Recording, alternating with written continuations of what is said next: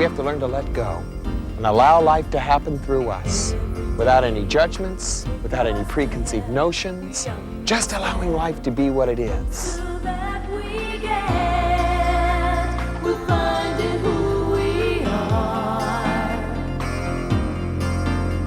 We choose between the left and right, the ups and downs, the darkness or the light. We're finding who we are. There's only one reform in life. When you and I stop living from our heads, you and I are here for one very solid reason, and that is to learn to be loving. We're finding our way together, just you and me. Namaste. In our continuing series on Gibran, we're going to look at life and death as they relate to each other and become a oneness. Come aspire with us.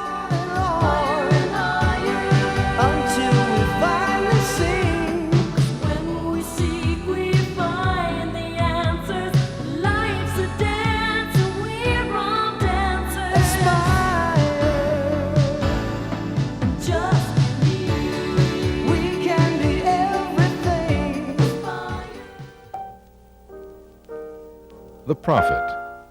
Of this most famous and treasured of all his works, Gibran has said, "While I was writing the Prophet was writing me."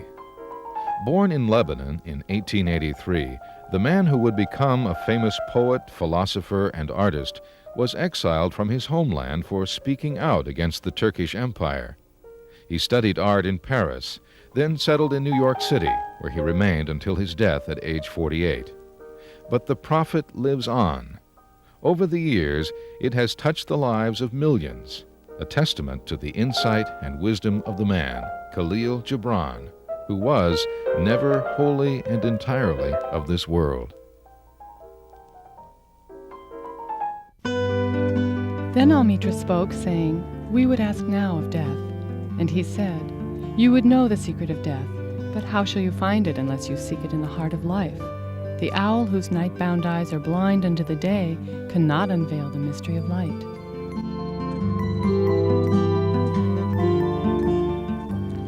Probably one of the most confusing aspects of life is this thing that we call death. And there are so many fallacies and there are so many myths about death that we actually miss the beautiful experience of death. Death is one of the least understood experiences on the whole pathway of life. And all of life is getting back to God. And if we begin to recognize what life and death are, we begin to understand our own experience more intimately. It is very interesting that every great spiritual master, from Jesus, Buddha, Lao-Tzu, Krishna, Yogananda, they all talk about the same thing, that death is a very important aspect of life, and that the two should not be looked at as polar opposites, but rather that they are the same thing, merging together. Gibran does it so beautifully in his discourse on death, and I want to devote this whole program, obviously, to his insight on death, because I think it's something that we deal with every day. And if we understand our death, we'll understand our life more. Well, let me read to you something by Gibran. I take the book out of the casket so appropriately. I just wanted you to notice that. Let me read to you this teaching from Gibran. "The owl whose night-bound eyes are blind unto the day cannot unveil the mystery of light. If you would indeed behold the spirit of death, open your heart wide unto the body of life." Now, listen to this.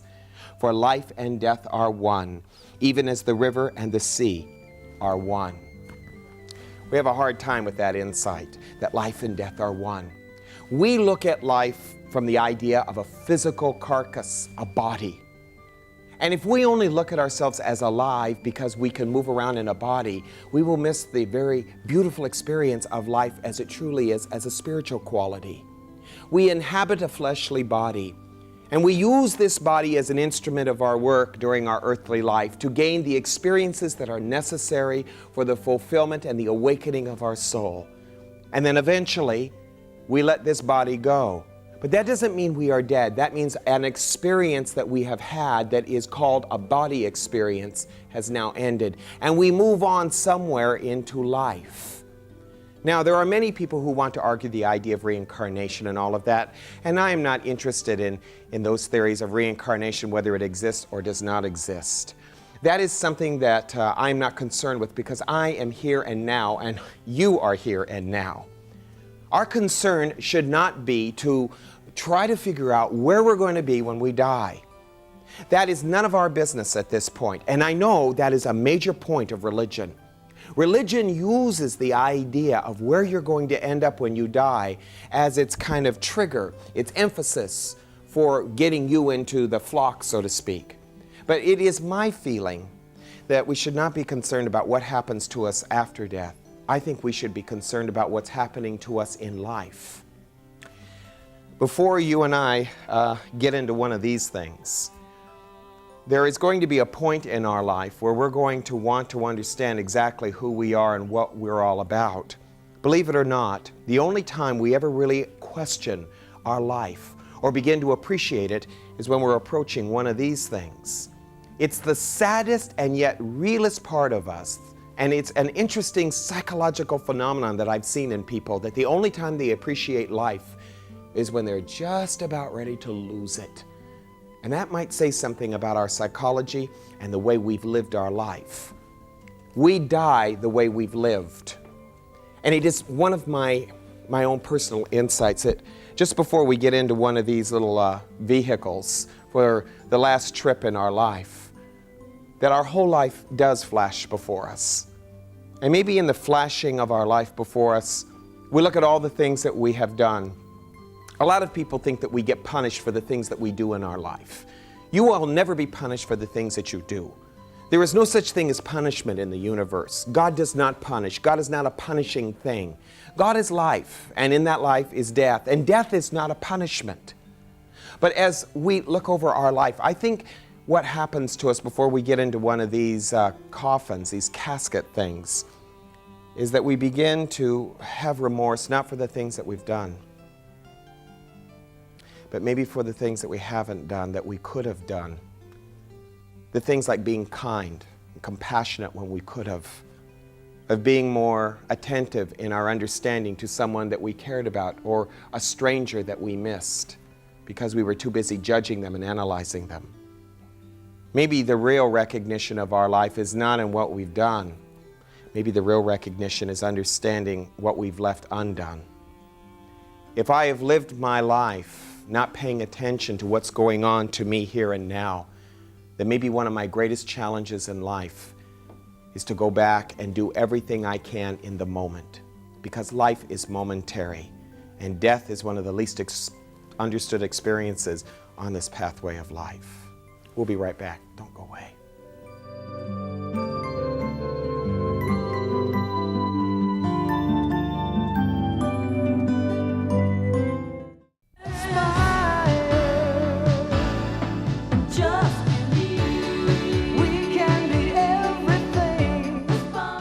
Welcome back. We are dealing with death as Gibran talks about it. Probably one of the greatest problems that we have with death as an experience of life is that it seems so, if I can use this pun, final. As though when the body drops away, there is no more of that person. And when a person does, quote unquote, pass on, we mourn and we grieve over it. Maybe it should be a celebration. There are many different ways in which people try to face death. Some do it through religious means, other people do it through philosophical means.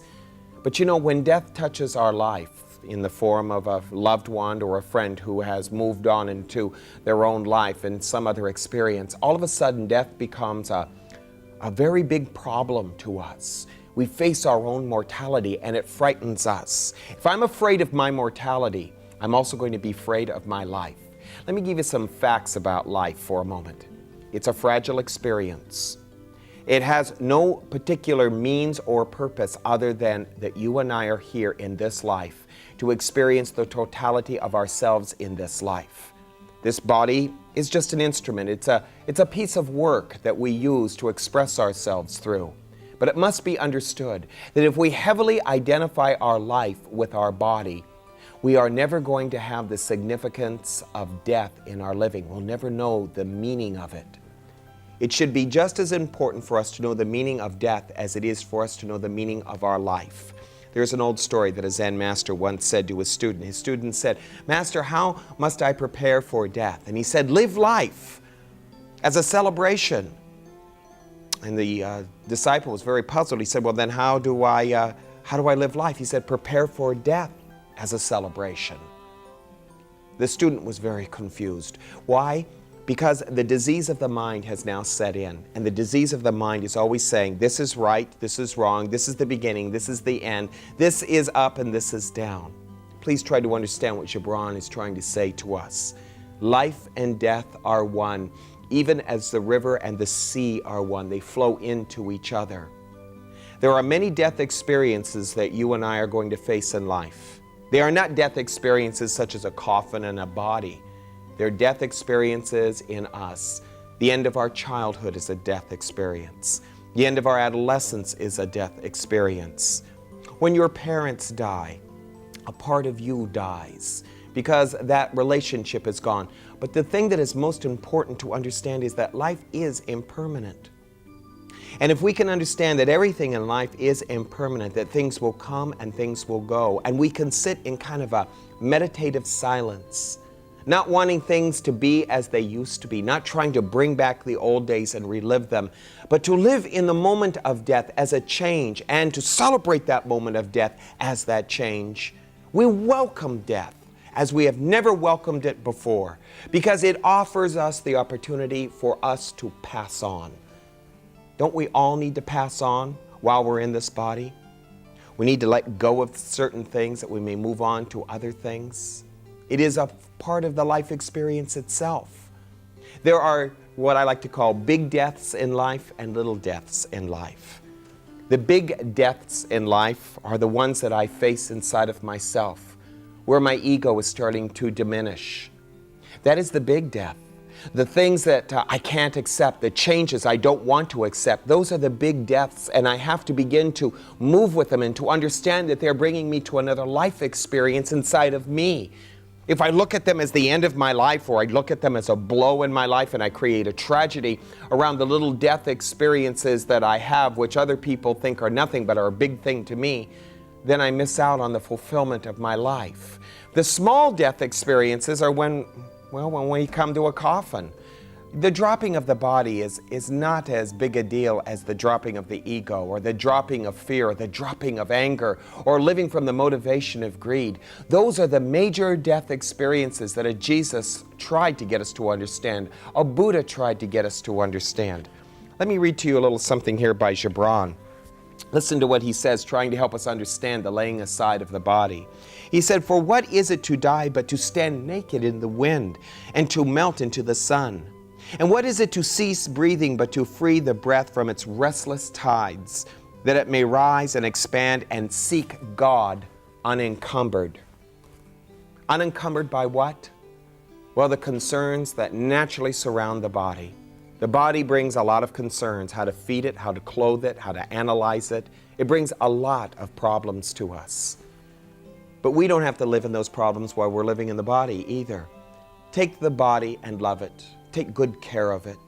Use it as your temple, but never false identify it with life. You have a life that lives within you that is something called life eternal. And when we live from that, we realize that we never die. I'll be back with you in just a moment. Don't go away.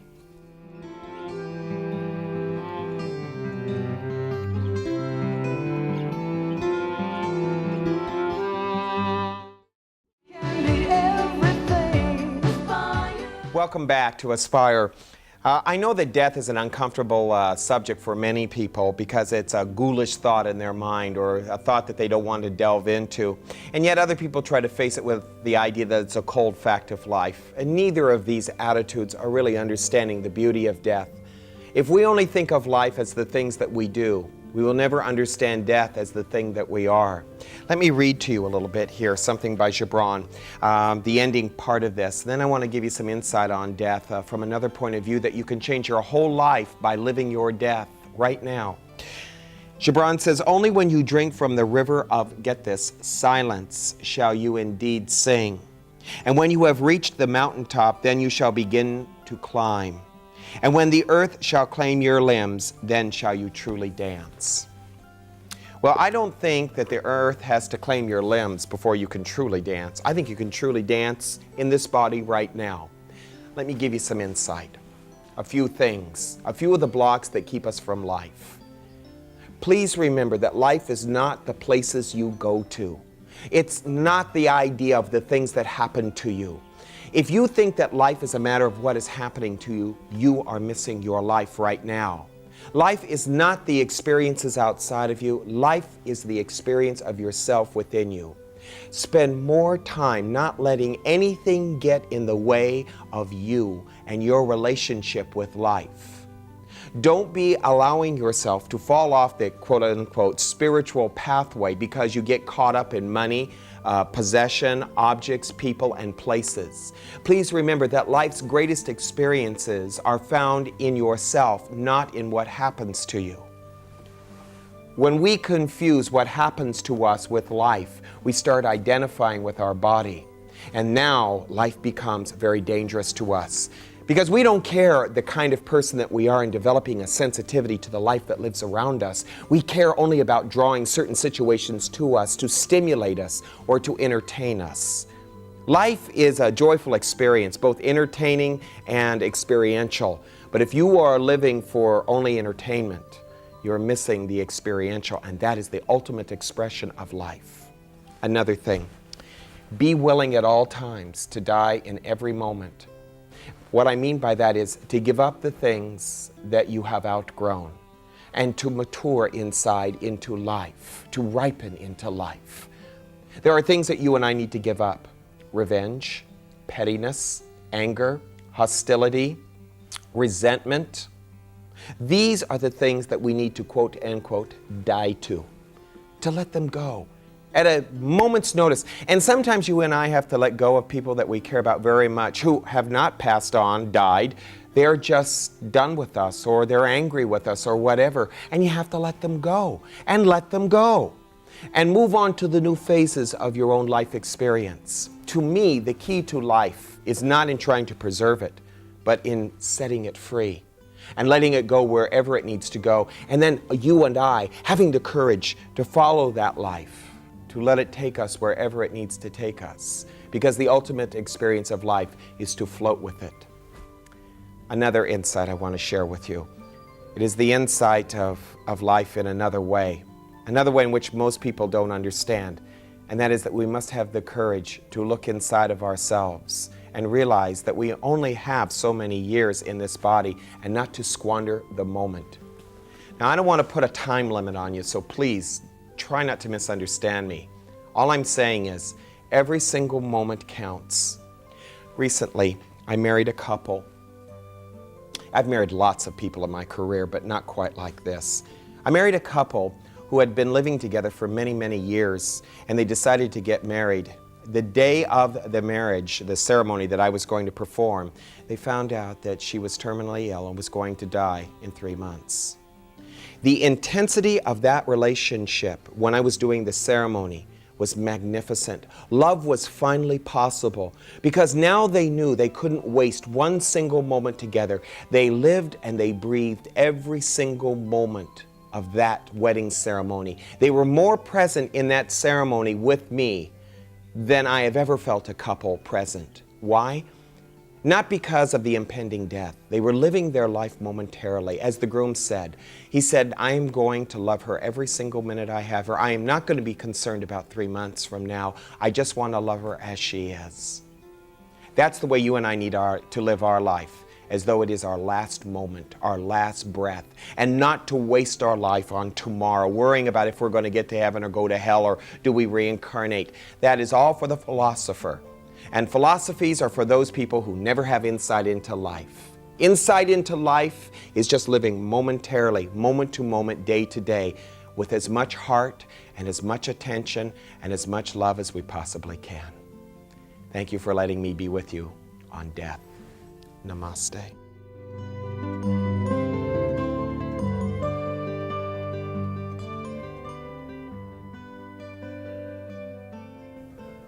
Say goodbye to everybody. Say goodbye. This is our last program on this series, and I thought Noelle wants to say goodbye. And if I keep her on camera any longer, I have to pay her, so that's the end of that. I want to thank you for being with us on this particular edition of Aspires. We talked about death. I recently had a question. Somebody wrote me. They asked me if let me get this right just to make sure. Do you believe in an afterlife? Which is an interesting question. I don't know. No, I don't. I don't think an afterlife is important. You know, there are a lot of people in metaphysics who are so obsessed with the idea of reincarnation that they actually forget about the life they're living in right now. What's the difference in thinking in terms of being reincarnated and heaven and hell? Still, everybody's looking for an end to their life. And if I'm looking for an end to my life or a reason for my life because of the end, I'm not living my life. And if reincarnation is true, which I feel it is, but it is unimportant, then I start in the wheel of karma over and over and over and over again, having to live my life like that because I'm not paying attention to the moment I'm in. So forget about an afterlife. Remember the life you're in right now. This is the only one you have. And this is the one that counts. And if this moment isn't important to you, it won't matter what's going to happen ahead of you. I want to thank all of you, the crew, and I want to thank Babe for giving us the opportunity to make these programs possible, because without her, it wouldn't have happened. I want to thank all of you who support our program and let us be on the air. And I hope to be making new programs in the near future, so please hang in there with us. Let us know you care. Namaste.